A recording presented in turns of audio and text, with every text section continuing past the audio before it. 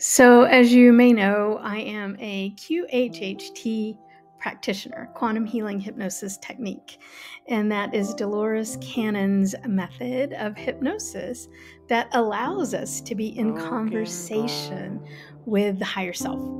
And so it's interesting. Yes, my day job is to talk to the higher self. You could also call that the soul, the oversoul, superconscious, lots of different names, but it's basically the eternal aspect of you.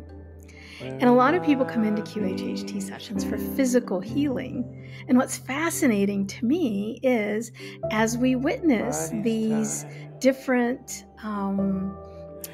healing miracles, how the root cause of those miracles happens to be ridiculously similar. So in this video, I'm going to talk about all the similarities that I see when it comes to physical healing associated with foot pain. Now, of course, the minute I talk about what I see in terms of similarities, I do have to throw out the caution that there are atypical cases as well. There are outliers. One of these is a client that I had, Julie, who came in with foot pain and wanted physical healing in her QHHT session. And the higher self told her that she had actually injured her foot. She had kicked a piece of furniture in the middle of an argument with her ex-husband, then husband, and in an argument. And so they told her that her foot pain would only resolve when she forgave her ex-husband. So there can be one-offs. There can be very unique situations where what I'm getting ready to say in terms of typical foot pain don't apply. So beware. But in general, the higher self says this about foot pain. In general, what the higher self says about foot pain is that it's a message from them, from the higher self. They get messages at us through our body, through our form, through our physicality. It's a brilliant system. And the message about foot pain is to get moving. You're stuck. You're not moving forward on your path. You're not finding your purpose, you're not finding your joy, you're not finding your bliss. You're stuck and maybe a little bit of afraid to take those first steps into what you know, consciously or subconsciously, you know you need to do. You know you need to move forward with. Let me tell you another story, a different client, and this one more typical of what I see with clients with foot pain. So Lori comes in for her session with extreme plantar fasciitis, heel pain.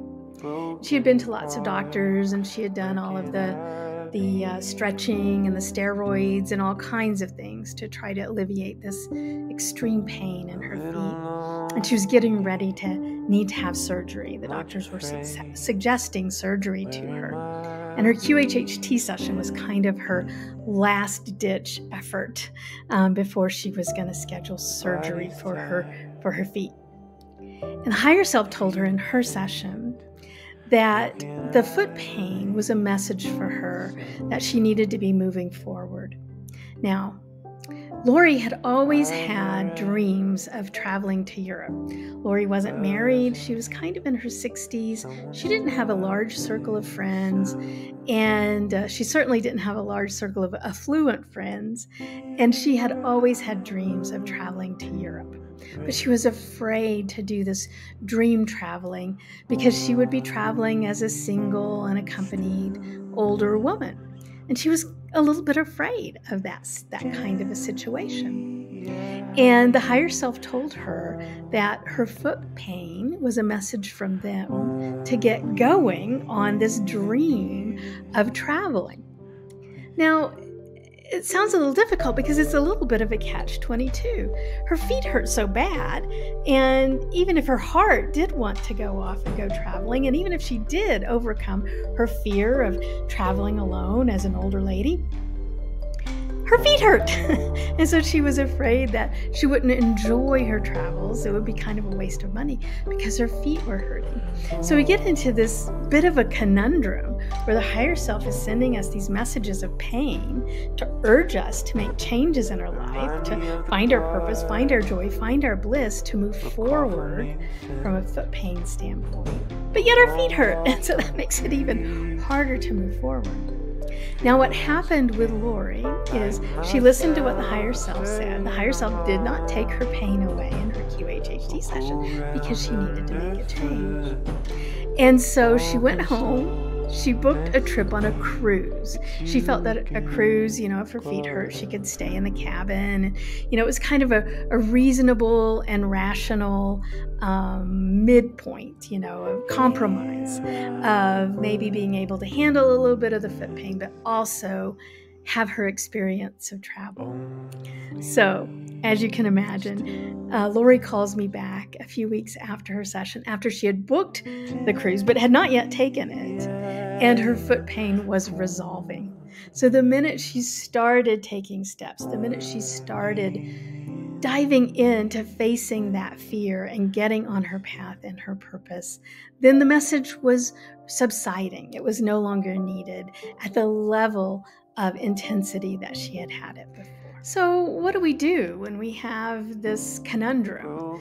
So the higher self is often sending us messages through what we might call dis-ease in our physical body to move forward, in the example of foot pain. But we don't feel like moving forward because we have foot pain. So it's this vicious cycle. Even if we find out through something like a QHHT session that the exact path to move forward, sometimes we don't feel like moving forward because of the pain. So what I've found through my work with the higher self is the most important part of all of this is your intention, okay? Just daydreaming about the path, the move forward, just visualizing your joy and your bliss, just being mentally and emotionally in that state of moving forward on your path.